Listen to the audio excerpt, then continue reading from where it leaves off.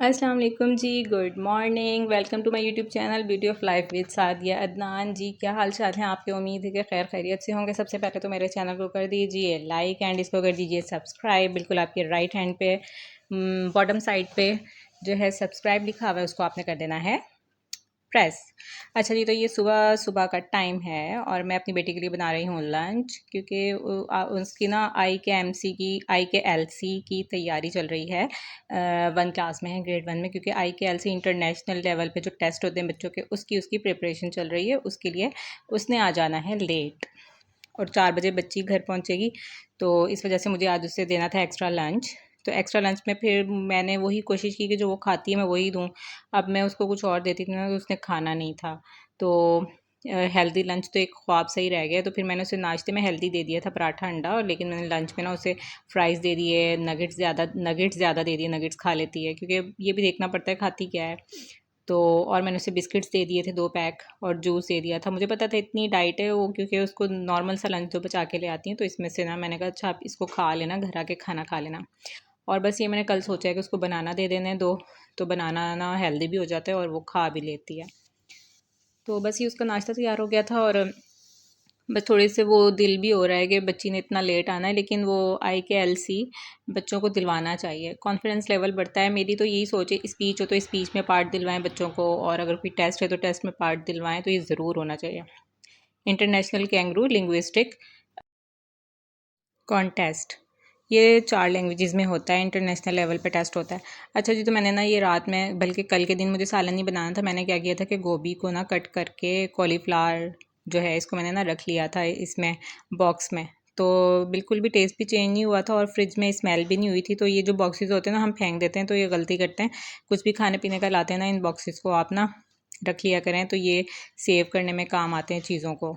तो फिर ना मैंने कल जिस दिन, मैंने बस यही सोच लिया, मैंने कहा जिस दिन सालन नहीं होगा उस दिन मैंने चीज़ें कट करके रख लिया करनी है वेजिटेबल्स, और बड़ा इजी रह जाता है। टोमेटोज़ हैं तो उनको मैंने मैश करके रख लेना है, तो इस तरह बहुत इजी हो जाता है। अच्छा, इसको ना अच्छी तरह से वॉश किया करें, क्योंकि गोभी के ऊपर जो है स्प्रे बहुत हुए हुए होते हैं, तो इसके ऊपर ज़्यादा स्प्रे होते हैं, क्योंकि ये कलर चेंज कर लेती है। ये कलर चेंज ना करे, इस वजह से इसके ऊपर स्प्रे बहुत होते हैं, इसके ऊपर कीड़े बहुत जल्दी आते हैं। तो इस वजह से हमें इसे अच्छी तरह से थॉरोली इसको वॉश करना है। अच्छी तरह से वाटर रिंस कर दें इसमें से, और फिर इसको ना थोड़ी देर के लिए रख दें, ताकि इसका पानी भी निकल जाए, और तब तक आप तड़का वगैरह जो आपको प्याज वगैरह बनाना है वो बना लें।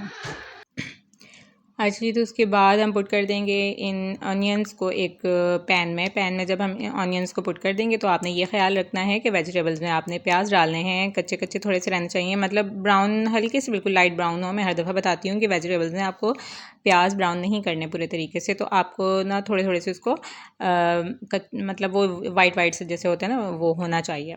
ऐसे ना हो कि बिल्कुल ब्राउन कर लें, तो वो वेजिटेबल का ना टेस्ट रहता ही नहीं है। और इस तरह की वेजिटेबल है तो आपने टोमेटोज़ को भी मैश नहीं करना, सिर्फ 3 से 4 मिनट इसको पकाना है। उसके बाद आपने वेजिटेबल ऐड कर देनी है, तो वेजिटेबल के गलने तक, पकने तक टोमेटोज़ वैसे ही मैश हो जाते हैं। और टोमेटोज़ नज़र आ भी रहे हो ना, तो मेरे ख्याल में वो ज़्यादा अच्छा लगता है। तो इतनी ज़रूरत नहीं होती तड़का बनाने की, और इस तरह वेजिटेबल बन भी जल्दी जाती है और टेस्टी भी बनती है। इसका टेस्ट का एक राज ये भी होता है वेजिटेबल्स का ना, कि आप लोग कहते हैं कि भाई मज़े की नहीं बनती, तो आप ना ऑनियंस को थोड़ा सा कच्चा रखें, और प्रॉपरली जो ब्राउन करते हैं वो ना करें, और उसको भी प्याज टमाटर को भी अगर नहीं ज़रूरत वेजिटेबल ऐसी उसको भी ना करें। अच्छा, मैंने ना ये मटर भी निकाल के कल ही, क्योंकि मेरा सालन नहीं था, मैंने ना फिर इसको भी निकाल के रख लिया था, तो ईजी रह गया था। फिर उसके बाद मैंने ये देखें, ये गोभी ऐड कर दिया, आपको टोमेटोज़ इसमें वैसे ही नज़र आ रहे हैं। तो ये बिल्कुल मैश हो गए थे, क्योंकि गोभी को ना हम जो खाते हैं ना इस तरह नहीं खाते। ये मैंने ज़रा बड़ी बड़ी कट की है, लेकिन बिल्कुल मैश हो चुकी थी, मैंने ज़्यादा छोटी कट नहीं की। और एक तो आपका टाइम भी बच जाता है, ऊपर से हमने इसको भुनाई इतना करना तो होता ही है। तो ज़रूरी तो नहीं है कि आपने ना बहुत ही सुगड़ बन के दिखाना है कि हाँ हाँ हम काट रहे हैं भाई। तो जो कोई कहता है तो उसको कहने दें, क्योंकि लोगों का तो होता है दिमाग ख़राब।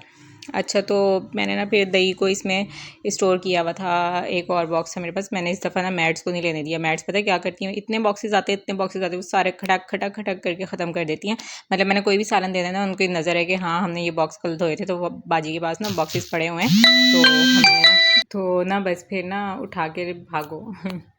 अच्छा, फिर मैंने ना जो है दही वही और मटर जो है सारे ये निकाल के मैंने कर लिए स्टोर, क्योंकि मैंने सालन रखा हुआ था साथ के साथ। मैंने कहा जितना हो सकता है मैं कर लूँ, और हस्बैंड को भी अभी जाना था, गांव जाना था, तो मैंने ना फिर मैंने कहा 1 घंटा था उनके पास, तो मैंने कहा बस 1 घंटे में सालन भी बन जाना है, खाना 1 घंटे में बन ही जाता है। मैंने कहा बन जाएगा खाना तो खा के जाएगा।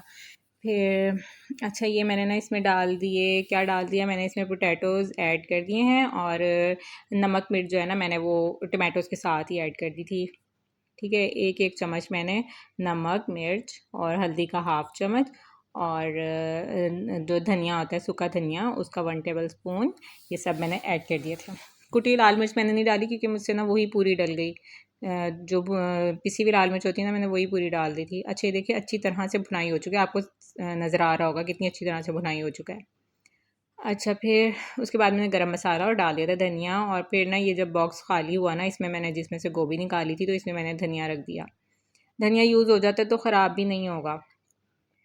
तो धनिया ऐसी चीज़ है कि वो ना सालन में ज़्यादा भी डल जाता है तो उतना ही ज़्यादा अच्छा लगता है, फ्रेश लुक देता है ना सालन को। तो जी मैं हो गई हूँ फ्री सालन रोटी से, सालन भी बना लिया रोटी भी बना ली, और मैंने जो रात में चावल बनाए थे मैंने साथ में वो भी गर्म कर लिए क्योंकि मेरी मैड्स को चावल बहुत पसंद है, वो चावल ही खाती हैं।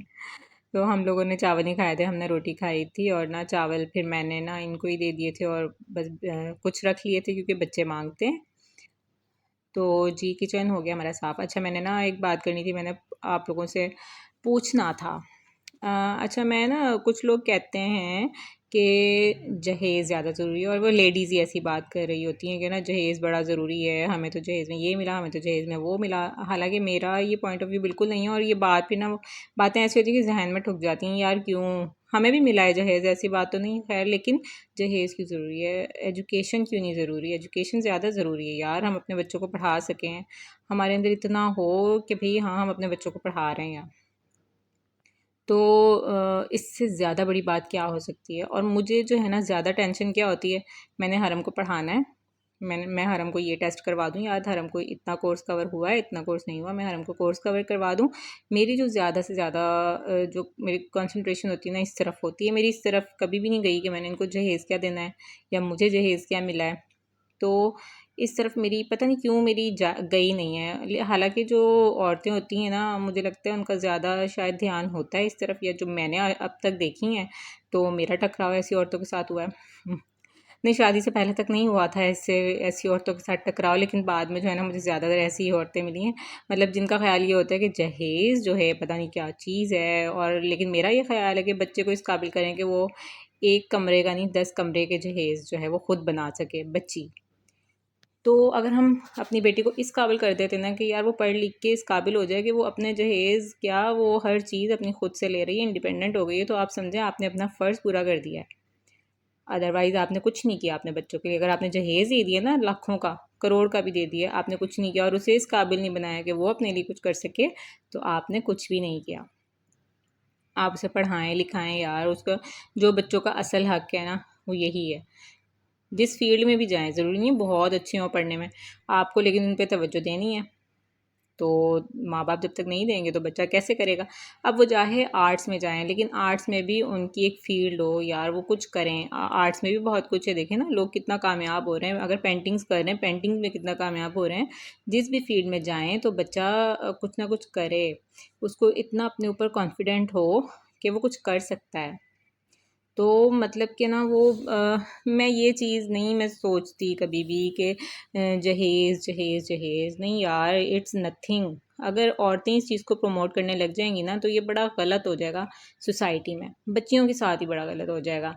हमारी अपनी बेटियां हैं तो उनके साथ ही बड़ा गलत हो जाएगा, आने वाली नस्लों के साथ बड़ा गलत हो जाएगा। चलो हम तो उनको दे देंगे, हमने सोचा हुआ होगा कि भाई हमने तो अभी से जहेज़ बनाना शुरू कर देना है और अपनी बेटियों को जहेज़ देना है, लेकिन ये बिल्कुल गलत बात है, बिल्कुल गलत बात है। हमें जहेज़ को नहीं सोचना चाहिए, हमें सोचना चाहिए बच्चों को सेट कैसे करना है, उनको इंडिपेंडेंट कैसे करना है यार, हमें ये सोचना है। अगर हम 2023 की माएँ ऐसा सोचने लग गए कि भाई जहेज़ जहेज़ और जहेज़ पे ही बात ख़त्म होगी तो कुछ नहीं होने वाला, फिर इस कौम का कुछ भी नहीं होने वाला। यार 2023 की माएँ आप कुछ तो पढ़ी लिखी हैं, और आपको इतना समझदार तो आप होंगी कि ज़रूरत किस चीज़ की है, बेसिक नीड क्या है। आप वो जहेज़ उठा के दे देंगी, और आगे जब उस बच्ची को कुछ ना कुछ अल्लाह ना करे ऐसा टाइम है ज़रूरत पड़े, वो क्या करेगी। ज़रूरत ना भी पड़े, मैं कहती हूँ कि ना अपने पैरों पे खड़े होना चाहिए। अल्लाह का शुक्र है हमारे वालिदैन ने हमें तालीम दिलवाई, और बहुत बहुत शुक्रिया अब्बू जान आपका कि आपने हमें तालीम दिलवाई। हमें शुक्रगुजार होना चाहिए सच में। अच्छा जी, तो आज का ब्लॉग पसंद आया तो चैनल को लाइक और सब्सक्राइब ज़रूर कर दीजिएगा। अपना बहुत सारा ख्याल रखिएगा, दुआओं में याद रखिएगा। इसी के साथ इजाज़त। अल्लाह हाफिज़, टेक केयर, बाय बाय।